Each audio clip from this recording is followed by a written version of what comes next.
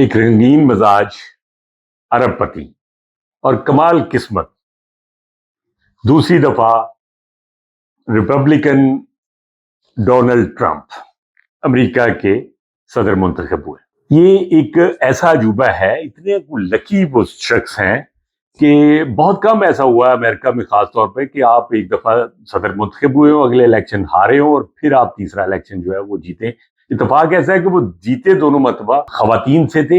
اور ایک بات اس میں ضرور ایڈ کروں گا جو شاید بہت کم لوگوں نے کی ہو، کہ وہ یہ ہے کہ ان کے مد مقابل جو امیدوار تھیں، میں سمجھتا ہوں کہ وہ اتنی سٹرونگ کنٹیسٹنٹ نہیں تھیں. اگر وہ سٹرونگ کنٹیسٹنٹ ہوتی تو اتنا آسانی سے ٹرمپ نہ جیت پاتے. یہ بڑی اہم بات ہے. ادروائز بہرحال انہوں نے اچھی واضح اکثریت سے انہوں نے جیتا ہے اس کو، اور دونوں ہاؤسز جو ہے وہ ان کے پاس ہے. اب دیکھنا یہ ہے، سب سے اہم یہ ہے کہ وائٹ ہاؤس کی اس چینج سے پاکستان اور دنیا میں کیا تبدیلی آئے گی، یہ بہت اہم ہے. اور یہ اتنا اہم ہے خاص طور پہ پاکستان کے لیے. ہم تو بے شمار ایکسپیکٹیشنز لگا کے بیٹھے ہوئے ہیں، تو ہمیں یہ دیکھنا ہے کہ امریکہ کے پاکستان کے ساتھ تعلقات جو ہیں وہ ایک جیسے کبھی بھی نہیں رہے، وہ کبھی بھی سٹیبل نہیں رہے. ان میں بہت زیادہ تبدیلی آتی رہی ہے. یہ کبھی بہت خوشگوار ہوتے تھے اور کبھی یہ بالکل بھی اچھے نہیں ہوتے تھے. خاص طور پہ ڈونلڈ ٹرمپ کا جو پچھلا دور تھا وہ میں سمجھتا ہوں کہ پاکستان کے لیے کوئی بہت شاندار نہیں تھا. انہوں نے پاکستان کی جو جاری ایک مالی امداد تھی $1 ارب کے قریب وہ جو ملتا تھا اس کو بند کیا، اور پاکستان کو ہمیشہ انہوں نے ڈو مور کے اس چکر میں رکھا اور پریشر پہ رکھا. یہ بڑی پکی بات. تو بہرحال اب پاکستانی اور ہم لوگ بہت خوش ہیں کہ جی ٹرمپ جیتے ہیں. تو یہ کیوں خوش ہیں، یہ بڑی اہم بات ہے کہ ایسی کیا وجہ ہے، اور کیا جو ہم توقع کر رہے ہیں اس پہ وہ پورا اتریں گے. ان کا بہت بڑا نعرہ جو تھا وہ یہ تھا کہ میں دنیا میں امن لاؤں گا، جنگیں ختم کروں گا. یہ ایک بہت بڑی بات انہوں نے کی. اس پہ ابھی بات کرتے ہیں، لیکن میں پہلے پاکستان کی بات کروں گا کہ پاکستان کے لیے وہ کیسے ثابت ہو سکتے ہیں. پاکستان اس وقت ریجن میں میں سمجھتا ہوں کہ پاکستان کی اہمیت اب چائنا رشیا کی وجہ سے، سی پیک کی وجہ سے، ادروائز اب مجھے نہیں لگتا کہ امریکہ کو پاکستان کی ویسے ضرورت تھی جیسے وہ اب ہو. وہ یقیناً افغانستان کی وجہ سے، انڈیا کی وجہ سے اور چائنا کی وجہ سے پاکستان کی اہمیت تھی.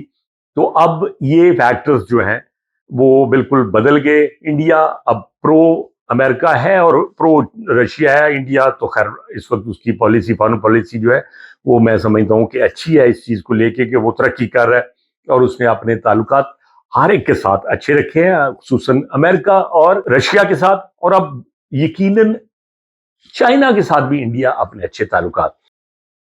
تو پاکستان کی اہمیت امریکہ کی نظر میں اب میرا خیال ہے بالکل بھی پہلے جیسی نہیں ہے. ایک چھوٹی سی امداد انہوں نے پرومس کی تھی، مطلب لیکن وہ بھی پاکستان کو نہیں. یہ $10 کروڑ صرف، وہ بھی پاکستان کی ابھی تک اپروو نہیں ہوئی. So Pakistan is no more there in the list of America میں جو میں دیکھ رہا ہوں. لیکن پاکستان کی نظر میں امریکہ کی اہمیت بہت زیادہ ہے، کیونکہ پاکستان کی سب سے زیادہ ایکسپورٹس جو ہیں وہ امریکہ میں ہیں، اور 2022 میں یہ اپنی پیک پہ تھی، $6.5 ارب کے قریب تھی. تو ابھی بھی پاکستان کی سب سے زیادہ ایکسپورٹس جو کہ ریسنٹ ایئر میں کم ہوئی، لیکن پھر بھی دنیا میں سب سے زیادہ جو ایکسپورٹس ہیں وہ پاکستان کی امریکہ کے ساتھ ہیں. اور یقیناً ایک سپر پاور ہے. ہم نہیں چاہیں گے کہ امریکہ کو ناراض کیا جا سکے، لیکن ہم امریکہ کو خوش رکھ سکیں گے، یہ بہت اہم سوال ہے. تو میں یہ دیکھتا ہوں کہ پاکستان اگر امریکہ کو خوش رکھ سکا تو اس کی بہت بڑی کاسٹ ہوگی، اور وہ کاسٹ ہوگی چائنا، رشیا اور خاص طور پر ایران. ایران کے ساتھ جو تعلقات اب بڑا اہم ہے کہ کیا ہوں گے ٹرمپ کے دور میں. پہلے اس پہ پابندیاں ہیں، سینکشنز ہیں، اور ایران ایک میری گٹ فیلنگ ہے کہ انہوں نے ایٹم بم جو ہے وہ بنا لیا ہوا ہے اور وہ اٹامک ایکسپوجر وہ کرنے جا رہے ہیں. لیکن اس کے اثرات پھر یقیناً پاکستان پہ آئیں گے بہت بڑے. تو یہ کویسچن مارک ہے کہ چائنا کے ساتھ اور ایران کے ساتھ ہمارے تعلقات کا لنک ہے امریکہ کے ساتھ تعلقات کے. کچھ لوگ جو ہیں وہ پی ٹی آئی کے لوگ جو ہیں وہ ایک عجیب سی تھیوری لے کے بیٹھے ہوئے ہیں کہ جی وہ عمران خان کے دوست ہیں اور وہ خان صاحب کو جیل سے نکلوائیں گے. مشاہد حسین سید، میں ان کی بڑی قدر کرتا ہوں، میں ان کو بہت مطلب فارن افیئرس میں اور ریجنل افیئرس میں ان کو ایک اتھارٹی سمجھتا تھا. تو آج ان کو سن رہا تھا تو مجھے بڑی حیرانگی ہو رہی تھی کہ وہ اتنی کو لوئر لیول کی بات کر رہے تھے اس فارن پالیسی کو لے کے کہ جی ٹرمپ آئے ہیں تو ان کا 3 لوگوں پہ فوکس ہوگا پوری دنیا میں. یہ ان کے منہ کی بات تھی کہ پوری دنیا میں 3 لوگوں پر ان کا فوکس ہوگا. ایک ایم بی ایس محمد بن سلمان، دوسرا ایم بی زی محمد بن زید، اور تیسرا عمران خان. انہوں نے کہا جی قیدی نمبر 804.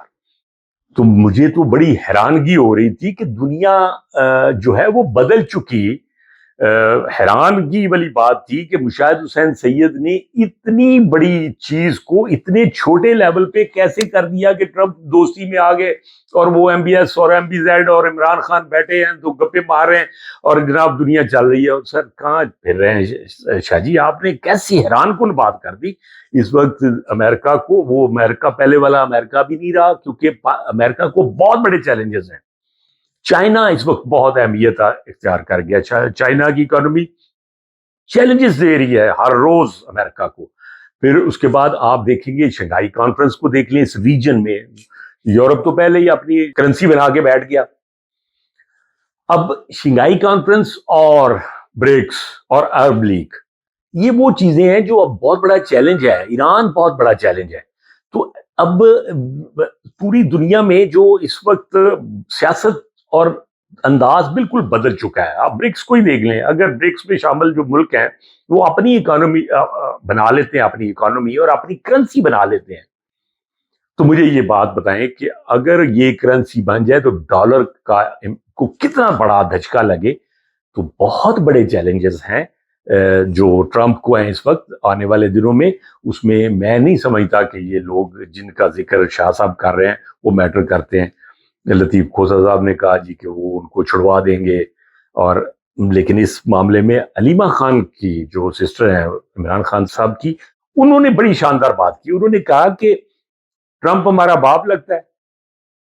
تو یہ بات بالکل ایسے ہی بالکل صحیح ہے کہ جو لوگ اندر بیٹھے ہوئے ہیں خان صاحب سے ملنے جاتے ہیں وہ ان کے ساتھ سنسیئر نہیں ہے.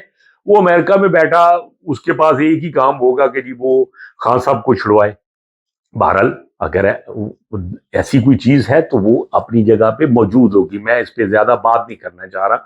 اگر ایسا کوئی پریشر ہو اور ملک کے لیے ہمارے بہتر ہو تو ہمیں کوئی اعتراض نہیں ہونا چاہیے. لیکن اب چھوٹی سی بات ہم کریں گے کہ جو انہوں نے کہا کہ جی میں جنگیں ختم کراؤں گا.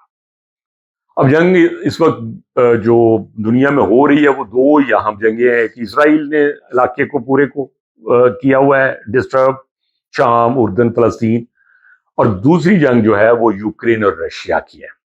تو اب مجھے بتائیں کہ یوکرین اور رشیا کی وار اب ان کی اسٹریٹجی میں ہوگی کہ وہ ختم کروائیں گے تو اس کا فائدہ امریکہ کو کیا ہوگا؟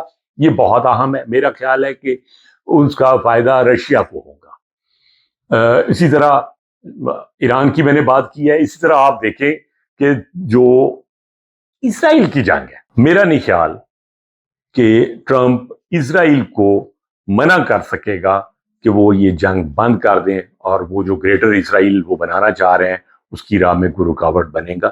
تو یہ مجھے سمجھ نہیں آ رہی. بہرحال میں ریپیٹ کرنے لگا ہوں کہ اب دنیا کے حالات جو ہیں اس وقت دنیا سب کو، کیونکہ ایک ریسیشن ٹائپ ہے دنیا میں، تو اس وقت سب سے بڑا چیلنج جو ہے وہ ہے معیشت کا. اکانومی سب سے بڑا چیلنج ہے. تو اس اکانومی کے چیلنج کو نبٹنے کے لیے ٹرمپ کو کی پالیسی چائنا کے ساتھ، ایران کے ساتھ، رشیا کے ساتھ اور انڈیا کے ساتھ اور باقی دنیا کے ساتھ کیسی ہوتی ہے، یہ بہت بڑا ایک کوشچن مارک ہوگا. یہ بہت میٹر کرتی ہے. لیکن یہ بہرحال اتنی بڑا سلوگن، اب دیکھیں اب دنیا میں کتنا انریسٹ تو جو بھی تھا وہ تھا ہی امریکہ کی وجہ سے. بہرحال اب اگر ہم دعا گو ہیں کہ یہ جنگیں بھی ختم ہو اور جو انہوں نے وعدہ کیا ہے وہ ہو. لیکن چیلنجز جو ہیں وہ ٹرمپ کے سامنے بہت بڑے ہیں، اور ان کے سامنے سب سے بڑا چیلنج جو ہے وہ میرا خیال ہے چائنا اور رشیا ہیں، جو اس وقت بہت زیادہ آپس میں یونائٹڈ ہیں اور مل کے پالیسی بنا رہے ہیں اور امریکہ کو بہت بڑا چیلنج دے رہے ہیں. تو یہ ہم نے دیکھ رہے ہیں کہ آنے والے دنوں میں ٹرمپ کی فارن پالیسی کیا ہوتی ہے.